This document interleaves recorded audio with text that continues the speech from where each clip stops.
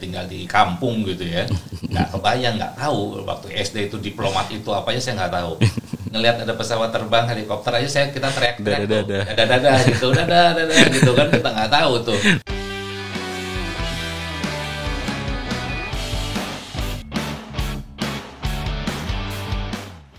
Halo Sobat KJRI Sydney, kembali lagi bersama saya Dudayev di KJRI Sydney Podcast. Kali ini edisinya adalah Sumpah Pemuda.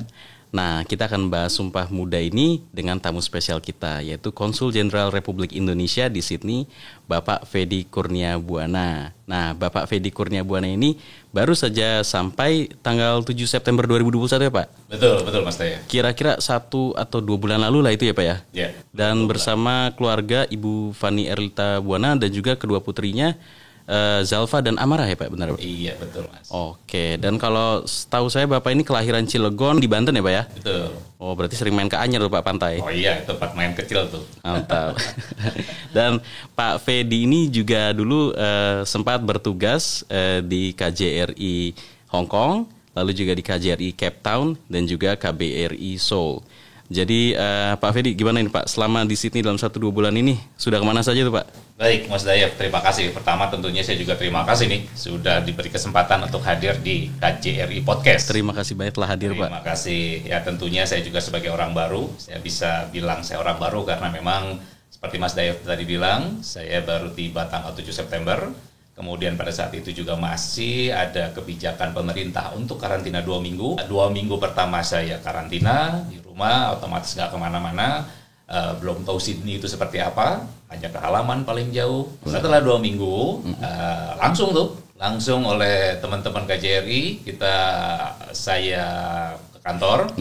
Kemudian juga tentunya waktu itu belum terbuka ya, karena New South Wales ini, Sydney ini baru dibuka oleh premiernya, itu baru tanggal 13, itu terbatas, 13 Oktober.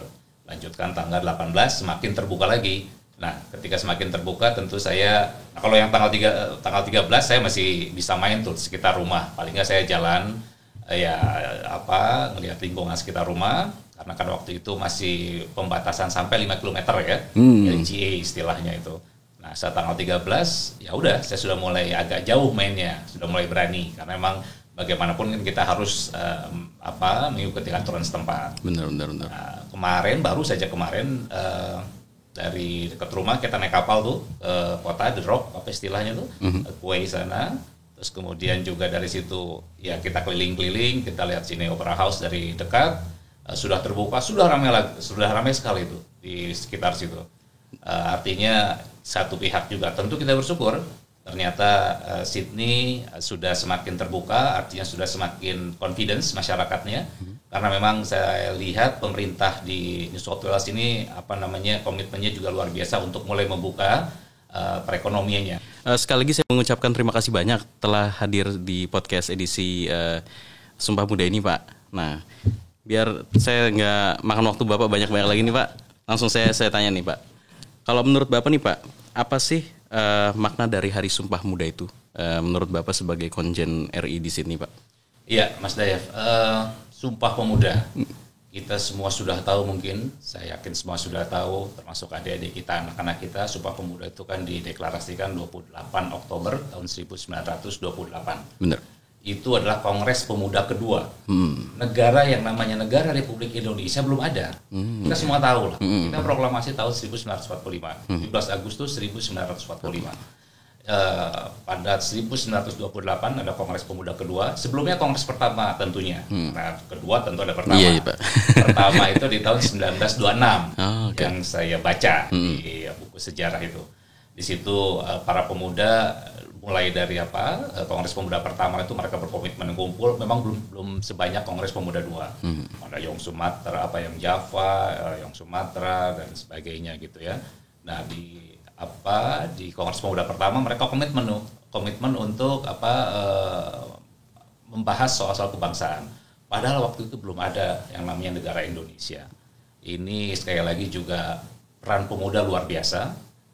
Itu digagas oleh Perhimpunan Pelajar Indonesia, PPPI. Ya. Jadi memang luar biasa nih peran pemuda. Di mana mereka ini pelajar-pelajar yang notabene adalah mereka kan biasanya pada waktu itu yang diberi kesempatan belajar sampai pendidikan tinggi itu biasanya kan kalau nggak bangsawan, kalau nggak benar-benar pinter gitu ya, dan itu dibiayai oleh Belanda atau difasilitasi oleh pemerintah kolonial Belanda waktu itu. Tapi dengan semangat kebangsaan, padahal mereka masih terkotak-kotak kan, memang dari Jawa, ada dari Sumatera, dari Ambon dan lain sebagainya. Tapi pemimpin-pemimpin pemuda pada waktu itu sudah memiliki visi yang luar biasa jauh ke depan, visi kebangsaan. Mereka nggak kebayang gitu bahas bangsa atau negara Republik Indonesia belum terbayang ya. Nah, kemudian itu lebih diwujudkan lagi, dimaterialiskan lagi pada Kongres Pemuda kedua. Itu 28 Oktober 1928. Di situ beberapa tokoh pemuda mendeklarasikan yang namanya Sumpah Pemuda. Itu luar biasa, Mas Dayat. Luar biasa sekali menurut saya. Ini yang perlu betul-betul dihayati oleh semua orang, bahwa Sumpah Pemuda yang lahir pada 1928 itu betul-betul visinya luar biasa, terus hidup sampai saat ini. Visi-visi apa yang digagas, cita-cita, idealisme pemuda-pemuda pada waktu itu luar biasa. Ada 3 hal yang semua orang juga sudah tahu. Kami putra-putri Indonesia mengaku bertumpah darah yang satu, darah Indonesia, tanah Indonesia. Kemudian juga, padahal belum ada Republik Indonesia. Benar banget ya. Kemudian juga kami putra-putri Indonesia mengaku berbangsa yang satu, bangsa Indonesia. Terlepas dari semua banyaknya suku pada waktu itu, kita semua tahu. Kemudian juga masih ada kerajaan-kerajaan, harus kita akui juga. Ada di Yogyakarta, di Surakarta, ada di Kalimantan, di Aceh, di Sumatera, itu kedaerahannya sangat-sangat kental. Tapi luar biasa para tokoh pemuda, Muhammad Yamin dan lain sebagainya, Limena, itu memiliki visi yang tinggi sehingga sepakat untuk membuat Sumpah Pemuda. Ketiganya adalah menjunjung bahasa persatuan, bahasa Indonesia. Luar biasa itu, bahasa Indonesia. Padahal waktu itu masing-masing yang orang Jawa dari Pulau Jawa bahasa Jawa. Pulau Jawa pun juga kan ada yang membuat bahasa Jawa gitu ya, Sunda dan lain sebagainya. Tapi sudah sepakat waktu itu. Itu luar biasa. Bahasa persatuan bahasa Indonesia itu ya. Memang yang bahasa namanya lingua franca pada waktu itu kan bangsa Melayu, bahasa Melayu. Memang akhirnya disepakati, tapi hebatnya visionernya tidak menyebutkan bahasa Melayu. Bahasa Indonesia. Bahasa Indonesia. Sudah jelas-jelas bahasa Indonesia. Luar biasa emang. Jadi ini yang harus disyukuri, harus terus oleh para pemuda ini dipelajari tentunya untuk menjadi sumber inspirasi yang tidak ada habis-habisnya lagi, Mas Dayat. Ya. Kalau waktu Bapak remaja itu sendiri Pak, ada nggak sih tokoh yang menginspirasi Bapak, tokoh pemuda yang menginspirasi Bapak tuh Pak? Ya, kalau sosok sosok yang menjadi teladan inspirasi itu banyak tentunya. Tetapi yang salah satu yang mungkin saya perlu sampaikan di sini adalah salah satunya adalah Pak almarhum B.J. Habibie.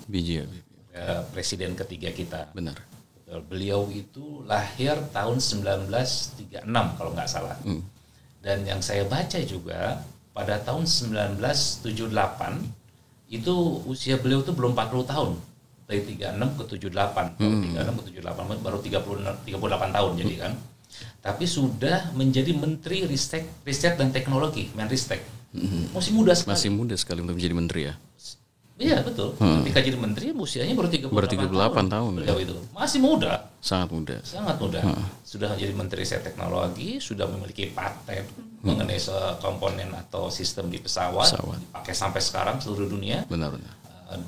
Tinggalnya waktu itu di Jerman, sekolah, tinggal bekerja di Jerman, tapi kemudian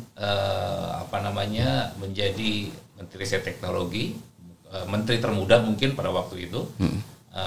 Pada usia sangat muda, tapi sudah kemudian dengan segala kelebihan dan segala kapasitas beliau itu, yang membuat saya juga kemudian lebih mengagumi beliau adalah bersedia mau pulang ke Indonesia untuk berbakti kepada Indonesia demi negara. Padahal kalau misalnya melihat hal material, hal-hal lainnya lagi, saya kira beliau hidup sekolah tinggal di Jerman sangat-sangat nyaman tentunya, baik dari segi kehidupannya, dari segi hal-hal keluarga dan lain sebagainya, penghasilan juga tentunya beliau tuh waktu itu juga tidak sebagai tenaga ahli di industri penerbangan di Eropa sana. Tapi kemudian mau pulang Mengabdi dan kemudian membuka menginisiasi pusat-pusat teknologi di Indonesia. Kita tahu ada Nurtanio waktu itu, sekarang IPTN, ada PT PAL, banyak sekali yang beliau inisiasi. Jadi itu muda, pintar, tapi mau berbakti kembali ke Indonesia, negara kita. Betul, Mas. Hebat. Kalau menurut Bapak nih Pak, apa sih Pak tantangannya bagi generasi muda yang sekarang ini dalam melakukan Sumpah Muda, Pak? Ya, pertama tentunya kita semua dimanapun berada di Indonesia atau di luar negeri, termasuk kita semua sekarang yang ada di Australia, kita harus paham sejarah. Kita harus paham siapa diri kita. Kita tidak bisa menerima kemerdekaan ini, menerima Sumpah Pemuda yang dideklarasikan tahun 1928 itu sebagai taken for granted. Sebagai ya sudah seperti itu ya saya menerima dengan kondisi sekarang seperti ini.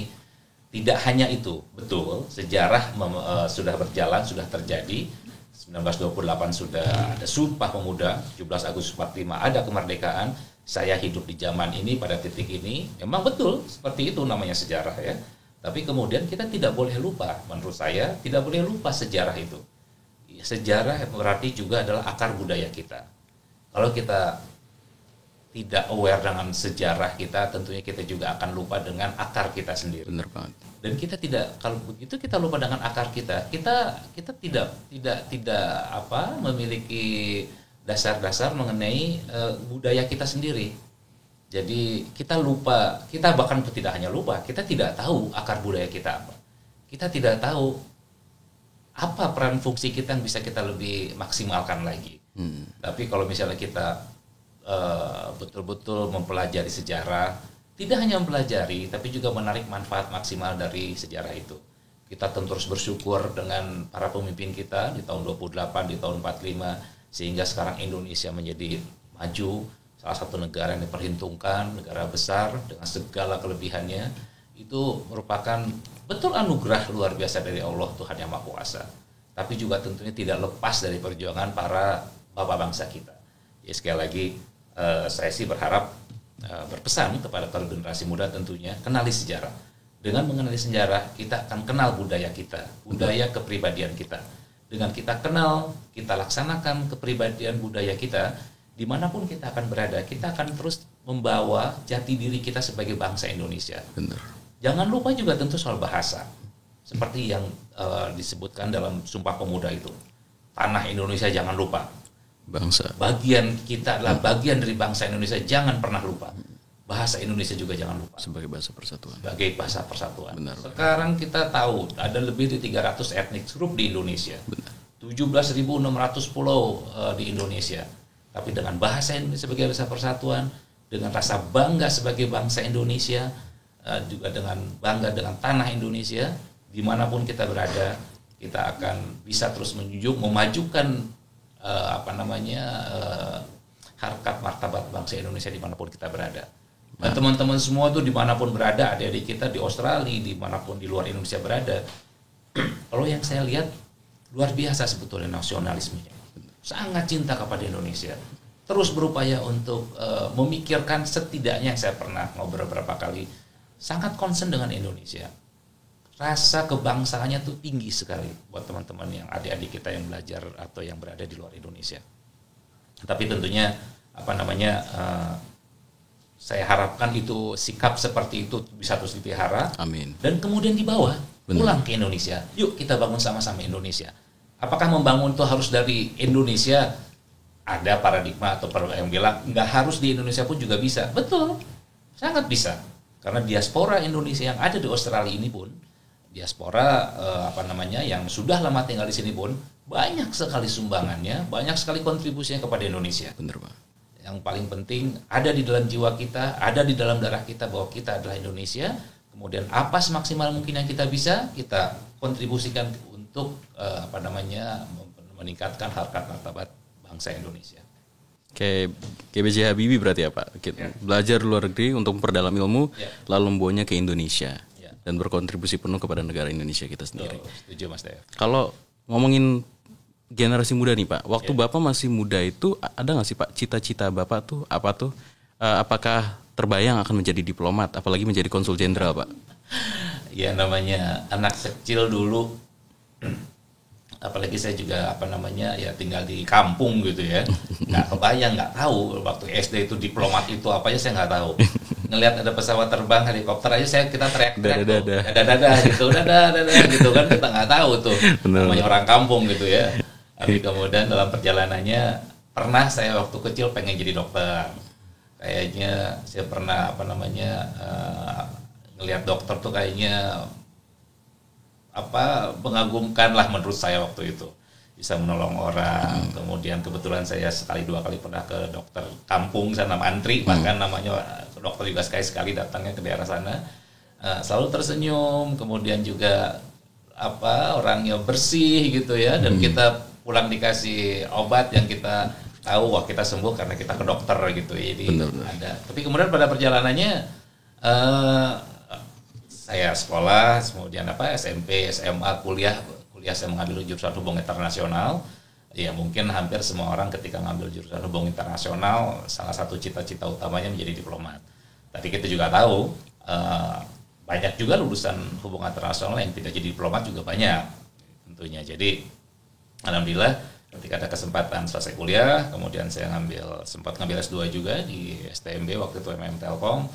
Masih ada alternatif, artinya pengen jadi pengusaha lah atau jadi swasta, bekerja di swasta gitu. Artinya tidak ada atau belum terbayang menjadi pegawai negeri sipil. Artinya kalau jadi diplomat kan PNS tuh. Orang tua saya bukan PNS, saya bukan dibesarkan dalam lingkungan birokrasi misalnya. Jadi ngelihat orang tua juga waktu itu bapak saya yang punya usaha kecil-kecilan ya, ada kantor di depan rumah lah gitu istilahnya. Makan siang di rumah, ngatur waktu sendiri, masih bisa ngasih kalau ada PR itu masih bisa bantu time lah ya. Pagi siang sore ada istilahnya gitu. Jadi enak sekali pikiran saya itu waktu itu bisa bekerja seperti orang tua saya, punya usaha kecil-kecilan, mengatur waktu sendiri, tidak diatur orang lain. Nah nih Pak, kalau Bapak sendiri Pak sebagai orang tua yang memiliki anak yang masih muda nih Pak, dan Bapak kan sering bertugas ke beberapa negara tuh, kayak contohnya Bapak sempat bertugas ke KJRI Hong Kong, KJRI Cape Town, dan juga KBRI di Seoul. Nah itu kan pasti tentunya banyak perbedaan kultur tuh Pak. Bagaimana sih cara Bapak menanamkan rasa cinta tanah air, rasa nasionalis ke anak-anak Bapak sendiri Pak? Ya. Gini Mas Dayef, untungnya juga walaupun saya memang ditugaskan memang namanya pekerjaan di Kementerian Luar Negeri kan penugasan juga keluar. 3-4 tahun kita di luar, balik lagi ke Indonesia gitu terus. Sampai kita pensiun. Jadi anak saya yang pertama pun juga lahirnya di Hong Kong. Anak yang kedua, anak yang pertama di Jakarta sebelum berangkat istri saya sudah melahirkan anak pertama. Nah dalam bagaimana terus kita memelihara mengingatkan akar budaya ke anak-anak saya. Kalau kita sebagai PNS juga ya, walaupun kita di penugasan keluar, tapi kan tetap di lingkungan perwakilan. Jadi memang saya pikir relatif lebih mudah untuk saya dibanding mungkin teman-teman keluarga lain yang di luar lingkungan birokrasi. Karena ketika di lingkungan konsulat jenderal, kedutaan besar atau perwakilan di luar negeri, tentunya sudah sangat familiar dengan prosesi acara-acara kenegaraan, misalnya ada libur Hari Pahlawan, Hari Sumpah Pemuda, dan hari-hari nasional lainnya. Bahkan anak saya juga tentu dari kecil pun sudah kita bikinin kebaya misalnya. Anak saya perempuan 2, ikut upacara ketika semakin beranjak dewasa, semakin besar, jadi petugas pengibar bendera juga. Banyak juga termasuk di Korea, sebelumnya juga waktu di Cape Town, karena memang levelnya anak-anak misalnya, di level remaja, maka salah satunya anak saya pernah ikutan. Di Korea juga demikian. Jadi saya kira saya untuk lingkungan itu memang masih sangat menunjang. Di rumah pun juga tentu selalu kita ceritakan tentunya latar belakang asal usul keluarga tentunya. Saya dari Banten, saudara sini, saudara sana, karena bagaimanapun ketika lebih sedikit berinteraksi dengan saudara-saudaranya, dengan sepupunya, dengan keluarga yang lainnya, tentunya kan kalau nggak kita terus ceritakan, kita terus biasakan misalnya siapa saudara kita dan sebagainya, saya khawatir lupa juga memang anak-anak saya itu. Jadi kalau untuk saya bahasa Indonesia saya selalu gunakan dalam rumah selalu dalam bahasa Indonesia. Berkomunikasi dengan anak-anak selalu bahasa Indonesia. Walaupun pada satu titik ada saat itu mereka sangat lebih nyaman dengan bahasa Inggris, bahasa pengantar di sekolahnya. Karena mereka juga sebagian besar waktunya habis di sekolah berangkat pagi, pulang siang atau sore, sehari-hari bergaul dengan teman-temannya dengan menggunakan bahasa Inggris. Ya tentunya kita harus biasakan menggunakan bahasa Indonesia. Karena ya sangat saya sih agak ini juga ya mengaku bahasa Indonesia, tapi kadang-kadang lupa untuk menggunakan bahasa Indonesia. Kadang switching ke bahasa Inggris gitu ya. Sekali-sekali ya. Karena kadang kita juga melihat teman-teman counterpart kita atau dari negara-negara lain, ya misalnya dari Tiongkok gitu ya, mereka masih menggunakan bahasa Tiongkok sehari-hari. Dan itu mereka jaga betul. Orang Korea misalnya ketika di luar negeri pun juga saya lihat mereka terus menggunakan bahasa Koreanya dan seterusnya. Jadi saya kira kita semua warga negara Indonesia dimanapun kita berada, diaspora Indonesia pun juga misalnya yang sudah menjadi penduduk, pernah residen atau penduduk di Australia misalnya, saya sih mengharapkan tetap mengajarkan nilai-nilai kebangsaan Indonesia. Karena bagaimanapun leluhur kita dari Indonesia, bahasa kita adalah bahasa Indonesia, kita juga harus ceritakan sejarah, bagaimana kemerdekaan ini juga kita rebut, bukan kita terima, jadi kita perjuangkan. Jadi nilai perjuangan termasuk perjuangan para pemuda di tahun 1928 itu juga harus kita terus informasikan, harus kita ajarkan ke anak-anak kita ke depannya. Wherever you are, don't forget where you came from. Don't forget where you come from. Bener banget. Oke. Dan mungkin kalau misalkan diaspora di negara-negara lain atau contohnya di Australia ini bisa mencontoh apa yang dilakukan oleh keluarga Pak Fedi ya dengan menggunakan bahasa Indonesia di rumah supaya tetap terbiasa generasi-generasi berikutnya. Minimal di rumah betul. Iya, karena kalau untuk di luar pun juga sekarang dengan sosial media yang luar biasa ini ya, perkembangannya dengan channel YouTube, dengan segala informasi yang luar biasa banyak, kita biasakan juga misalnya melihat YouTube atau apa yang konten-konten bahasa Indonesia tentunya dengan mengeksplor keindahan alam. Ya walaupun saya orang Indonesia juga kan luas, karena Australia pun luas. Artinya anak saya belum pernah ke wilayah di Papua, belum pernah wilayah ke Sulawesi misalnya, paling sekitar Jawa, Sumatera pernah gitu ya, Bali misalnya pernah. Tapi untuk mengetahui Indonesia secara utuh, di mana kita tidak punya kesempatan, anak-anak saya tidak punya kesempatan melihat atau mendatangi seluruh provinsi di Indonesia, ya salah satu cara yang bisa digunakan antara lain mengenal lewat YouTube misalnya, lewat film-film Indonesia dan lain sebagainya. Jadi bisa menggambarkan anak-anak kita tuh tahu betapa kayanya Indonesia, betapa luasnya Indonesia. Dari Sabang sampai Merauke dengan bahasa yang berbeda-beda, dengan adat budaya yang berbeda-beda. Tapi kita adalah bangsa Indonesia. Benar banget. Jadi ya memang harus kita cari jalan, kita find a way bagaimana anak kita tuh mengetahui Indonesia secara utuh. Indonesia tuh nggak hanya Bali, Indonesia tuh nggak hanya Jawa, tidak hanya Sumatera. Kita nih satu bangsa dari Sabang sampai Merauke dengan adat istiadat kehidupan yang berbeda-beda. Kalau untuk pertanyaan selanjutnya nih Pak, harapan Bapak tuh terhadap para generasi muda di sini nih Pak, terutama pelajar dan mahasiswa Indonesia serta second generation masyarakat dan diaspora Indonesia. Apa tuh Pak harapannya tuh Pak? Iya, tentunya saya sangat berharap kepada para pemuda. Negara Indonesia, bangsa Indonesia di masa depan adalah di tangan para pemuda. Dimanapun para pemuda itu berada, baik yang ada di Indonesia, yang sekarang ada di Australia, ada negara-negara lain, jangan lupa bahwa mereka itu nanti akan menentukan arah kemana Indonesia berjalan.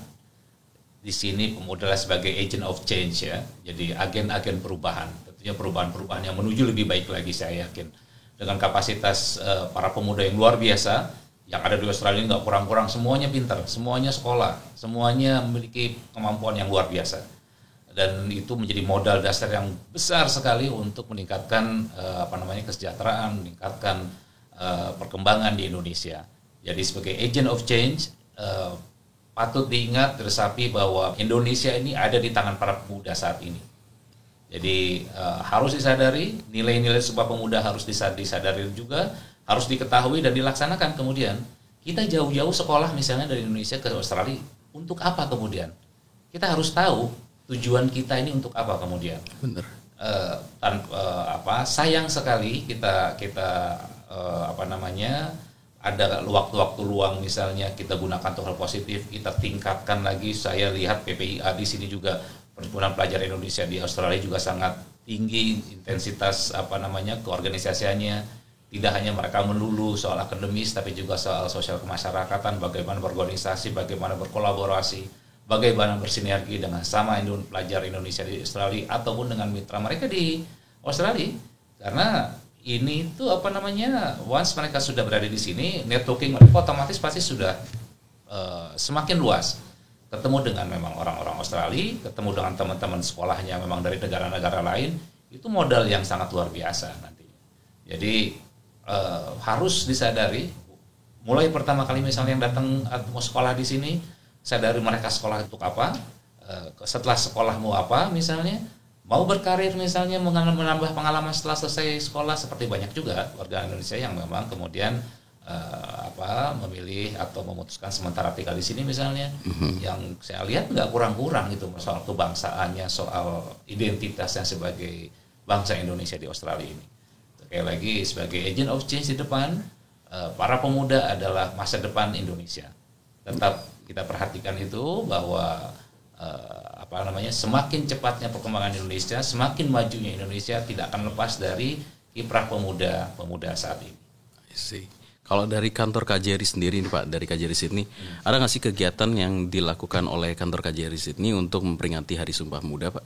Iya, tentunya sebagai perwakilan Indonesia di Sydney, sebagaimana juga perwakilan Indonesia lainnya di luar negeri, ada kedutaan besar, ada konsulat jenderal, ada konsulat. Salah satu tugas dan fungsinya adalah tentunya menjaga nilai-nilai kebangsaan. Misalnya tidak hanya memperingati, bukan hanya perayaannya, apakah itu Sumpah Pemuda 28 Oktober ataupun misalnya Hari Pahlawan ataupun 17 Agustus, bukan perayaannya, tapi makna dari perayaan itu sendiri. Terkait dengan Sumpah Pemuda ini tentunya kita ada kegiatan yang kira-kira sesuai nih dengan kekinian lah, dalam arti suatu hal yang bisa bisa diikuti bersama, ya mungkin mudah-mudahan tidak membosankan gitu ya. Kita coba kemarin ngobrol-ngobrol nih sama teman-teman di sini. Kira-kira kita bikin acara apa nih yang kira-kira bisa meningkatkan nilai-nilai kebangsaan kita. Jadi kemarin ya udah kita bikin kegiatan yang mungkin kelihatan nyantai atau apa, tapi tidak kurang dari message yang kita sampaikan. Tanggal 30 kita bikin nobar, nonton bareng. Nobar, oke. Nobar Mas Daya. Mungkin kelihatan hal yang sepele, nonton kelihatannya suka-suka, senang-senang gitu ya. Tetap ada faktor itunya, tapi tentunya apa nih yang kita tonton? Pesannya apa? Pesannya apa, betul. Sudah kita pilih film apa nih yang kira-kira film Indonesia ya, yang kira-kira cocok dengan kondisi saat ini. Syukur-syukur bisa terkait juga dengan para pemuda yang ada di Australia ini utamanya, yang sedang sekolah dan lain sebagainya.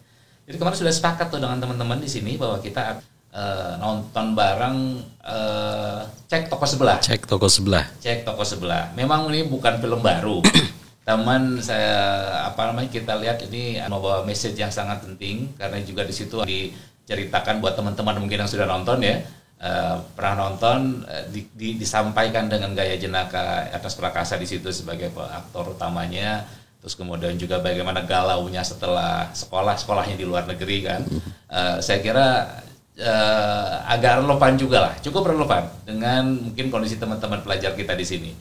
Tentunya ini nonton nobarnya yang resmi loh, Mas Dayef. Ya, kita izin ke Star Vision ke Jakarta, kita ikuti prosedur administrasinya, kita bayar royalti juga istilahnya. Semuanya legal. Iya, semuanya kita lakukan dengan legal lah sesuai ketentuan. Bahkan teman-teman di sini juga katanya udah siapin voucher atau apalah tuh ya. Jadi jangan lupa nih teman-teman bisa hadir nih. Tanggal 30 nobar. Cek Toko Sebelah tuh. Iya. Tolong kasih tahu, kita coba hybrid, karena kan bagaimanapun seperti saya sampaikan di awal, setiap aktivitas, setiap apapun juga kita lakukan dengan sesuai dengan ketentuan pemerintah setempat. Memang sekarang semakin banyak boleh masuk dalam satu ruangan pertemuan, tergantung kapasitas ruangannya, tapi tidak full. Nanti kita siapkan juga di sini, di aula sini. Ya tentu daftar. Nanti kita lihat siapa berapa orang maksimal yang bisa kita akomodasi di ruang aula sini. Kemudian lainnya juga akan kita hybrid ya. Hybrid, betul, bisa nonton bareng. Dan setelah nobar mungkin kita bisa ngobrol-ngobrol dikit nih. Ngobrol dikit, review lah, kemudian film ini gimana, kemudian hal-hal apa yang bisa kita diskusikan lebih lanjut nanti ya. Begitu Mas Dayat. I see. Berarti dalam tema dengan suasana Sumpah Muda ini kita nanti tanggal 30 nih sobat, jangan lupa kita ada nobar cek toko sebelah gitu. Mungkin demikian Pak podcast kali ini. Saya ingin berterima kasih banyak telah hadir sebagai narasumber dalam Kajari Sydney Podcast edisi Sumpah Muda ini Pak gitu. Sebelum pamit saya mau menyampaikan kepada sobat Kajari Sydney untuk selalu follow akun sosial media kami, bisa ditemukan di Facebook, Twitter, Instagram, YouTube, dan Spotify @Indonesia in SYD. Saya Muhammad Fatih Dudayev, pamit undur diri. Sampai jumpa. Sampai jumpa. Salam sehat buat semua. Salam sehat buat semua. Terima kasih banyak Pak. Terima kasih Mas Dayat. Sehat-sehat semua.